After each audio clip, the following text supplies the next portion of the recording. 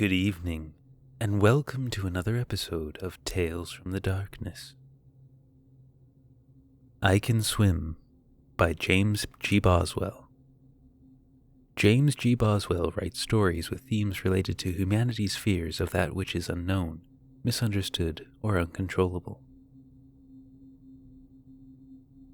When I was a little girl, maybe 4 years old, my mother picked me up without warning as I played outside and threw me into the deep end of our pool, fully clothed. I kicked and screamed while I furiously tried to keep my head above water. In between desperate gulps of air, I saw her standing there staring at me. She had her hands on her hips, and her face was drawn with a stern look of judgment. It was clear to me even then that she was testing me. She would continue testing me in various ways throughout my life as I grew older. Mallory calmly took a sip of water from the glass that sat on the desk in front of her in the boardroom of the law firm where she worked as an attorney. Across from her sat the firm's president, Janine, as well as 3 of its board members, Mort, Stan, and Frank, who collectively made up the firm's managing partner selection committee. She continued, "I spent my entire life trying to please my mother, but nothing was ever good enough for her. I skipped a grade in high school, and she just complained that I didn't earn enough scholarships to pay for college.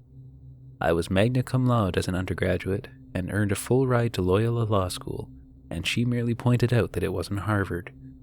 I graduated at the top of my class in law school, and all she said was that real-world results are the only thing that matters in life. Finally, after I became a partner at this law firm, one of the largest law firms in the world, and the youngest partner in its history, and she just shrugged and asked me what real skills I actually possessed. Without thinking, I replied, 'I can swim.' Despite the fact that she maintained a well-poised demeanor as she spoke, Mallory was secretly in agony.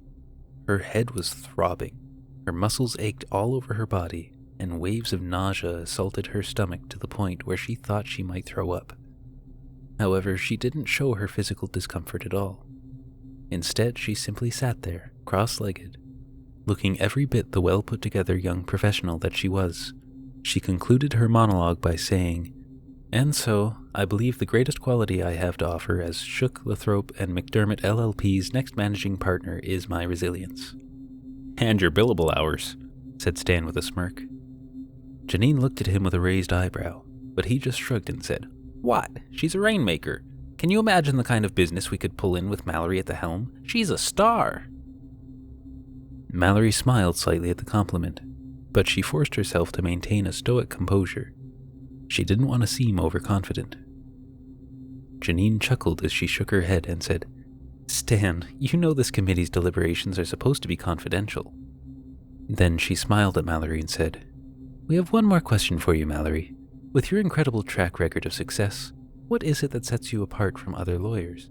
And how would you impart this upon lawyers at this firm to help them be more successful as well?" Without hesitation, Mallory responded, "It's simple. The answer is research. Knowledge is power, as they say. I learn everything there is to know about the case I'm working on, and then I look for ways to use that knowledge to my advantage. If I were managing director, I'd make sure all the firm's attorneys understood the value and power of research." The committee members each nodded in agreement and approval, and Janine said, "Thank you very much, Mallory. We appreciate you meeting with us. We'll finish evaluating candidates soon, and you should know our decision in a couple weeks." Mallory stood and turned to leave. Just as she began to open the door, she heard someone whisper her name. "Mallory." She turned around and said, "Yes," wondering if there was one more question they'd forgotten to ask her. However, the 4 committee members looked at her with puzzled expressions. Nobody had said anything. Mallory sat in her doctor's office as she waited impatiently for the doctor to arrive. The pain and the nausea she felt during the meeting had been coming and going intermittently for the past several weeks, and she wanted it to stop. She'd meticulously researched medical textbooks and journals, and, though she would have been ashamed to admit it, Google, for some kind of explanation as to what malady was plaguing her, but came up empty. Over-the-counter pain pills and stomach medication seemed to help a little, but she needed a genuine solution as soon as possible. She'd been working insane hours for the past few months to make herself as competitive as possible for the managing partner position at her firm. It now seemed that her entire life was an endless blur of contracts, depositions, and lawsuit filings. She'd taken to sleeping in her office most nights, and even packed extra suits and dress shirts every weekend to bring with her on Monday mornings. She subsisted mainly on coffee and fare from the office vending machines, as she was too busy to be distracted even by the human need to consume food. This sickness that was now causing Mallory so much discomfort needed to come to an end, if for no other reason than because it wasn't helping her succeed.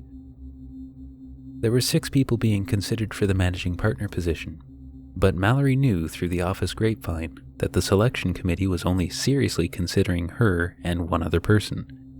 That person was her arch-rival, Jennifer, whose perfectionism mirrored Mallory's in every way. In Mallory's mind, everything came naturally to Jennifer. Her cases always seemed to end in her client's favor, and she rarely lost when she went to trial. Mallory envied her deeply, though she was just as successful herself. Mallory needed to prove that she was a better lawyer than Jennifer, a better lawyer and a better professional, which was why she simply didn't have time to be sick. This doctor had better get here with some good news quick, she thought. Just then the door opened, and Dr. Rosenstein walked briskly into the room with a clipboard in her hand. She said, "Your blood test came back, Mallory. You're definitely not pregnant." Mallory rolled her eyes and said, "I could have told you that." "Yes, well, we've got to rule these things out. Other than that, I can't seem to find anything wrong with you. Besides a slightly elevated blood pressure, you're the picture of health, which I frankly find quite surprising considering how much weight you've lost in such a short amount of time. Are you eating enough?" "Come on, doctor," Mallory whined. "I'm in pain, and I can't afford to deal with it right now. The whole body aches and the nausea, it just seems to be getting worse. Look, I've barely been eating lately, and I admit I've been drinking way too much coffee, but those can't be the only reasons I feel terrible. The pain is so intense, and it's different than the pain of a caffeine overdose, which I can assure you I've dealt with many times. And the nausea just feels so foul. Not like what you feel from eating enough or eating too much junk food. Can't you just prescribe something for me?" Dr. Rosenstein eyed Mallory for a moment and said, "No, I think you're simply under too much stress. Is everything going all right at work? Are you having any relationship issues? Boyfriend problems?" Mallory sighed with mild disgust and said, "None of that, no. I've been working a bit more than usual lately. I'm up for a promotion, but other than that, everything's normal." Dr. Rosenstein shook her head and replied, "Well, I wish there was something I could do for you, but I think you just need to relax. Take a vacation as soon as possible and get more sleep and exercise. The long-term effects of too much stress can lead to serious health problems, even for someone as young as you." Mallory slumped into her chair dejectedly. She was really hoping for a quick solution, but it seemed that none would be forthcoming. Just then, she noticed something poking out from under the doctor's desk. At first, Mallory couldn't see what it was, but it seemed to be moving slightly. She realized that it was a finger, gently tapping the floor next to her foot. A hand then shot out from under the desk and grabbed Mallory's ankle, its grip like a hard, cold metal vice. The hand's flesh was gray and covered in horrible oozing scars. Mallory leapt out of her chair and screamed. The doctor looked at Mallory with an expression of mild surprise, then asked, "What was that all about?" Breathing heavily, Mallory began to say she saw a phantom hand grab her from under the desk, but then changed her mind and said, "Nothing. It was nothing. I thought I saw something that wasn't there, that's all." Mallory sat at her desk in her office as she typed furiously. She needed to finish the contract she was working on as soon as possible. The clock on her wall showed that it was 3:30 a.m. The phone rang, startling her. Mallory glanced at the caller ID as she grunted in frustration. It was an internal office call from Janine's extension. Mallory stared at the phone as she furrowed her brow in confusion. Janine had left the office several hours ago, and so had everyone else. Mallory thought she was alone. Hesitantly, she picked up the phone and said, "Hello?" Janine's voice came through the speaker and said, "Hi there, Mallory. Working late again? You really want that managing partner position, don't you?" Mallory paused. It sounded like Janine's voice, but there was something off about it. The voice had a playful, mocking tone that Janine had never used before. Also, it seemed to waver from being too deep at one moment to too high the next, as if someone was imitating Janine's voice and coming close but not quite matching it perfectly. Mallory didn't say anything, and then the voice continued. "What's the matter? Don't know what to say? You seemed to have all the answers at the interview the other day. That reminds me, I have some follow-up questions for you, but I need to ask you in person." The voice changed completely as it spoke the last few words. It became raspy and menacing, and no longer sounded like Janine at all. Then it continued. "Why don't you come to my office? Or better yet, how about I come to yours?" Before Mallory could say anything, she heard a click and the call ended. She slowly put the phone down, thinking about what to do. Then a sharp pain arced across her temples as a pain of nausea struck her bowels and she collapsed onto the floor. As she lay there, dry heaving, she heard her office door open and the sound of footsteps walking towards her desk. She was paralyzed by pain and fear. Terrified, she looked up to see who it was, but then the footsteps stopped, and she heard nothing for several moments. The pain and nausea suddenly went away, and she was able to pull herself up. Slowly, she raised herself up and peeked out from behind her desk. Nobody was there. "I don't know what it is, Jerry, but these weird things keep happening to me, and at the worst possible time. I'm so close to being made managing partner, I can feel it, but it's as if there's this strange presence that's invading my life. My doctor says I'm fine, but I don't feel fine, and I keep seeing and hearing things that aren't there. I'm scared." Mallory was in the office of her psychologist, whom she'd visited regularly since she first started law school. She appreciated the fact that their meetings gave her a chance to talk to someone about her life who'd share his objective opinion without judging her, and who was legally obligated to keep the contents of their discussions private.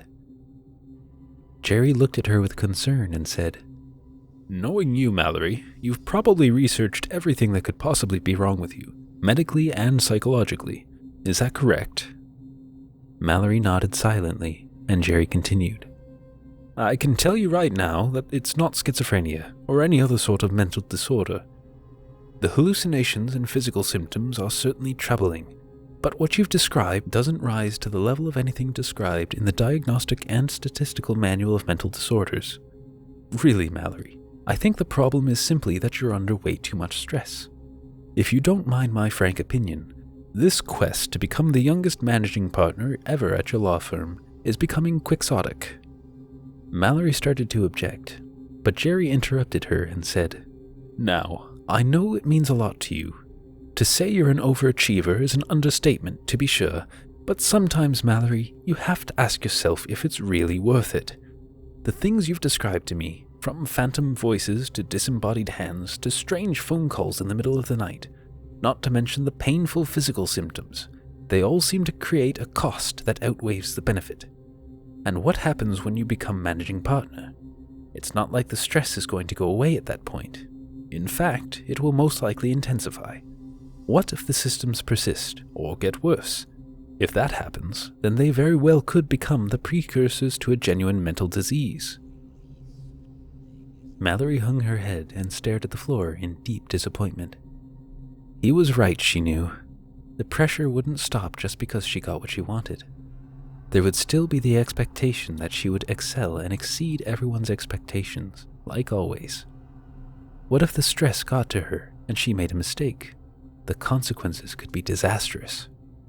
Jerry continued.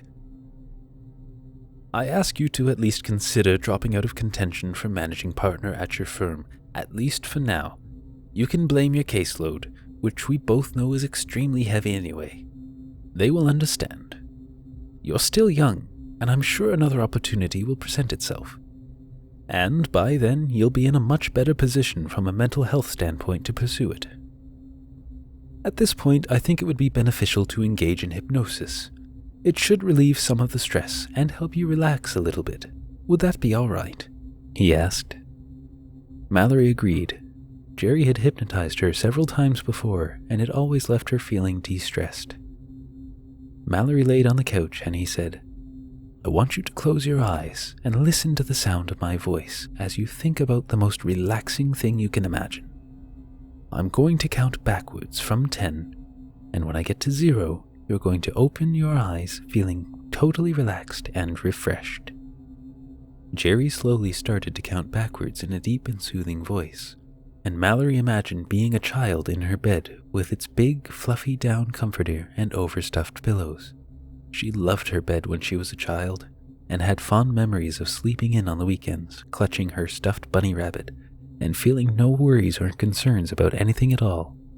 Between her imagination and Jerry's voice, she began to feel better than she had in months. Finally, Jerry reached the end of the countdown and said, Now, open your eyes. Mallory did so, and looked at Jerry, but then recoiled in horror at what she saw. His entire face was covered in blood, which flowed down from an open wound in the top of his head. Blood droplets hung from his chin and dripped to the floor as he looked at her, seemingly oblivious to what was happening. Jerry, you're hurt, she exclaimed. He gave her a confused look and asked, What do you mean? Your face, Jerry. It's covered in blood. Jerry looked at her with an expression of mild shock. Then he calmly said, There isn't any blood on my face, Mallory, and I really think you need to consider not trying to become managing partner anymore. You're under way too much stress. Mallory rushed out of the door of her psychologist's office and began speed-walking to her car in the parking lot, with tears welling up in her eyes. It was mid-afternoon on a cold and dreary Sunday, and she just wanted to go home. Her doctor couldn't tell her what was wrong with her, and neither could her psychologist. She began to feel desperate. She made it to her car and began fumbling with her keys, but dropped them. Cursing, she stooped to pick them up, and then heard someone approach behind her. It seems like you could use some help, said a trilling voice. Mallory turned around and saw a strange-looking woman with eyes that were oddly purple and tinged with green. She'd never seen anyone with eyes like that before in her life. What do you mean? She asked. The woman smiled as she made an amused half-shrug and said, I think you know what I'm talking about. No, I really don't. You've been having visions, haven't you? Seeing and hearing things that scare you while experiencing bouts of pain and sickness. You feel like someone's trying to take over your life, don't you? The worst part is that nobody can tell you what's wrong, and they keep trying to blame it on stress. Who are you? The woman stuck out her hand and said, My name's Lorraine, and I'm here to help. Mallory shook her hand recalcitrantly and asked, How do you know about what's happening to me? Because I've seen it before. It's actually far more common than you think.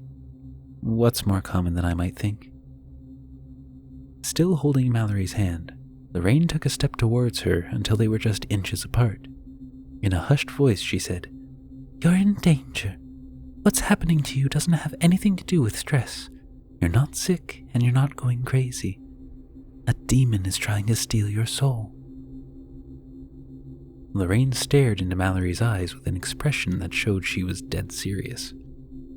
Normally, Mallory would have immediately walked away from someone espousing such a bizarre notion. However, given the circumstances, she was ready to listen to anything.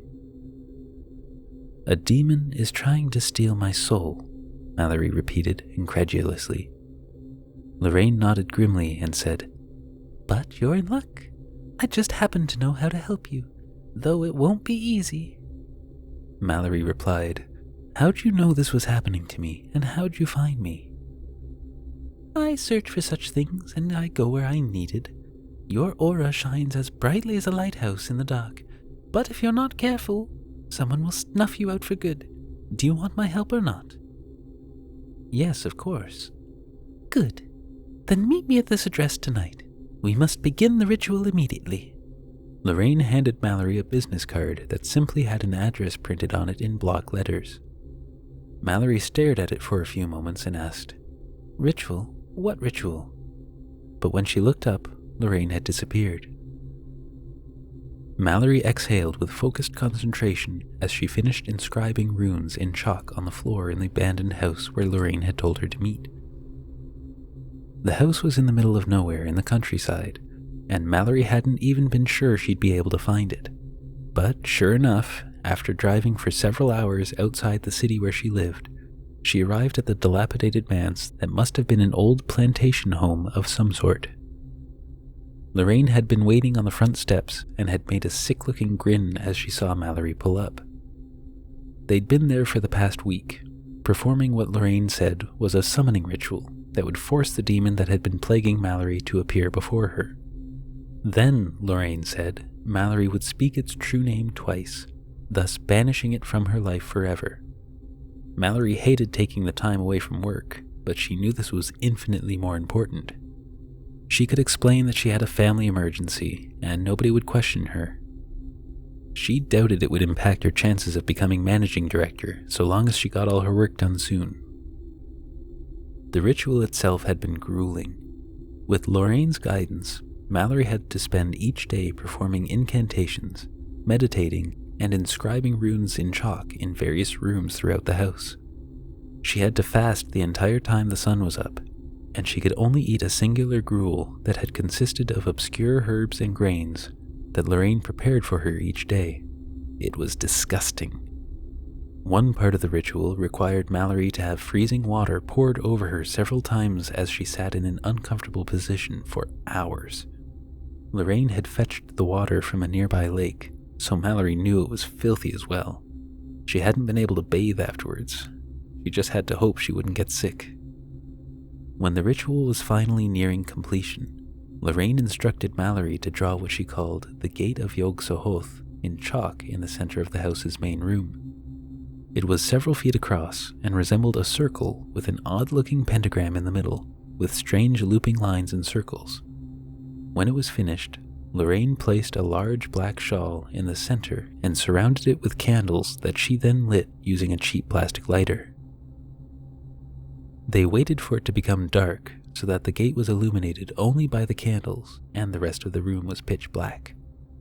Then Lorraine said to Mallory, Now it is time to confront your demon. You must stand in front of the gate and recite the incantation I showed you. The demon will appear under the shawl, and when it does, you must say its name once. When you do this, it will howl in pain. Knowing a demon's true name gives you power over it, and saying its name will cause it great frustration and discomfort. It won't be able to move, however, as it will be bound in the center of the gate. Then you must remove the shawl and look at it in its true form. I warn you, it won't be a pleasant sight, and the demon will try to invade your mind. However, it shouldn't be successful because we've been fortifying you for the past week, which was the purpose of the incantations and meditation. Once you've confronted it and resisted its attempts to dominate you, then you shall utter its true name a second time, and this will banish it from your life completely. What's my demon's true name? Asked Mallory. Lorraine narrowed her eyes and whispered, Cthulhu. Then she slowly sounded out the name, Cthulhu. Mallory nodded that she understood, and Lorraine asked, Are you ready? Mallory nodded again, and Lorraine said, Then let's begin. Mallory stepped in front of the gate and began reciting the incantations. She continued for several minutes, though nothing seemed to be happening. Then she felt the ground tremble slightly.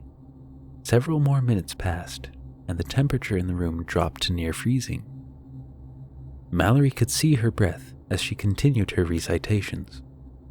After several more minutes, a gust of wind came from nowhere and bent the candle flames, though none of them went out.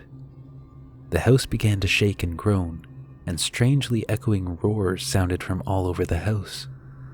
Finally, Mallory heard an abnormal gurgling noise, and something underneath the shawl moved. A shape started to rise underneath the shawl and grew to the size of a large man, but it was completely covered by the shawl. "Now, say its name," said Lorraine.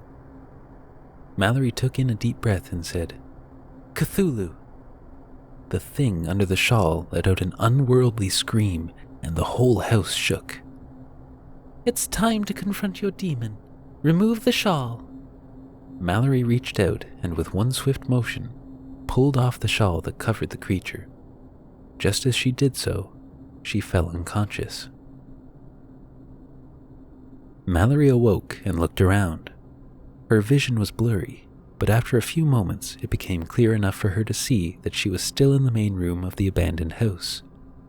Sunlight spilled in through the windows, and she realized that she was now sitting on her knees in the middle of the chalk gate she'd drawn on the floor.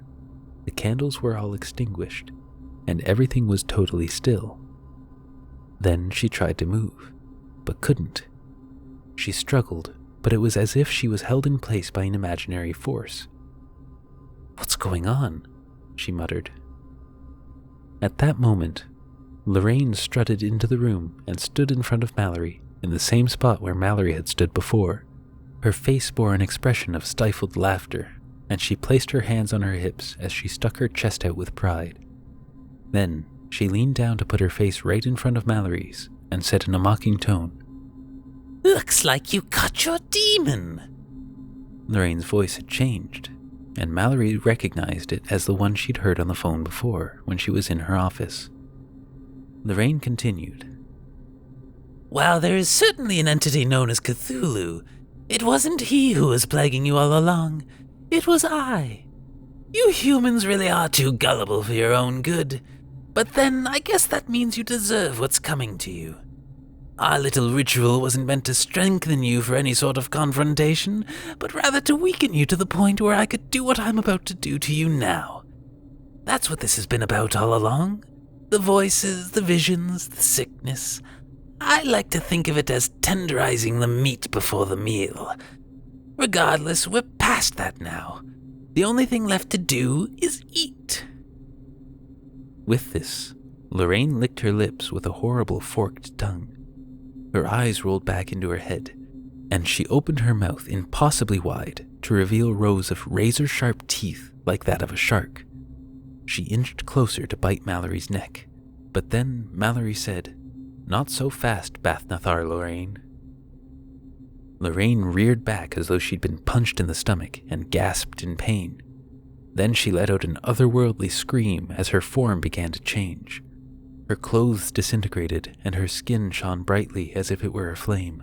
She transformed so that she no longer looked like a person, but instead resembled a giant mantis with translucent, veiny white skin and huge, bulging eyes with irises that were still purple, tinged with green as they had been before. The creature collapsed and started to breathe heavily as though it was deeply wounded. It looked at Mallory and asked in an inhuman voice, "How did you know my true name?" Mallory, having found that she was no longer stuck in place, stood up and walked over to where the creature lay. She said, "Because I did my homework." "What do you mean?" asked the creature. "While I was researching what condition might have befallen me, I stumbled across a copy of an ancient grimoire called the Necronomicon. I'm sure you've heard of it."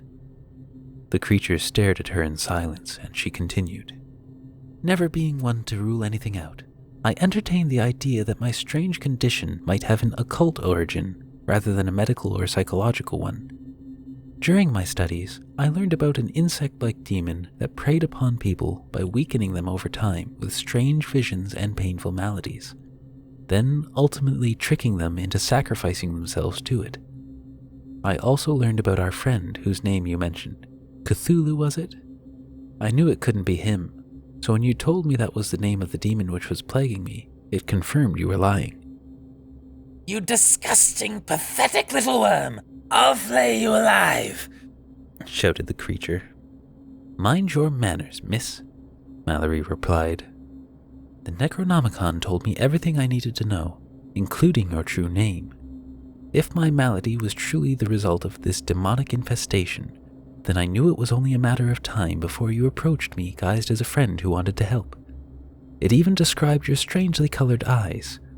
When you appeared in the parking lot outside my psychologist's office, well, I'm afraid that I saw you coming a mile away, and I'd been waiting for you. Also, as you've already proven, knowing a demon's true name does indeed give you power over it. Of course, you never counted on me figuring out your true name, did you? The other thing you didn't count on is that you weren't dealing with just another gullible human, as you like to put it. I went along with your ritual, which I knew all along was designed to weaken me. However, I knew it wouldn't kill me, and it would put you right where I wanted you to be. Then why don't you just say my name a second time and be done with it? Snarled the creature. After you banish me from your life, you know I won't be able to interfere with you again. All my work will have been for nothing. Its voice had taken on a tone of dejection, as if it was admitting defeat. Oh yes, you'd certainly love for me to do that, wouldn't you? Don't you think I would have banished you already if that's what I wanted to do? But if I did that, then it would only be a matter of time before you gathered enough strength to go after someone else again. Someone who might not be able to withstand you quite as well as I could. I know you must consume human souls to continue to exist. It isn't just because you want to, you need to as well. The creature remained silent. Instead, I'm going to keep you here. You see, the Necronomicon told me one more thing about this gate of Yog-Sothoth you had me make for you. It told me the gate can work as a prison as well. So that's where you're going to stay until you starve to death. No! The demon let forth a guttural shriek that diminished into a weak-sounding cry. No, you can't!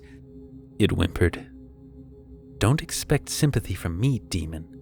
I know you've tortured and killed hundreds, if not thousands, of unsuspecting innocent people already.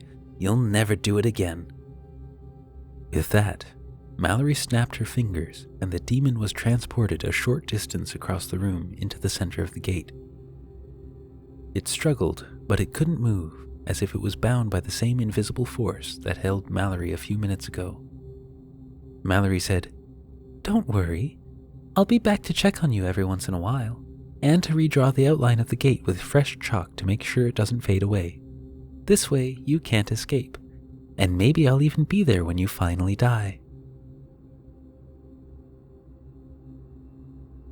Thank you for watching. I hope you enjoyed this episode. If you did, don't forget to hit that like button, and subscribe if you want to hear more. If you want to hear your story narrated, feel free to send it to storiesofdarkness55@gmail.com. And as always, pleasant dreams.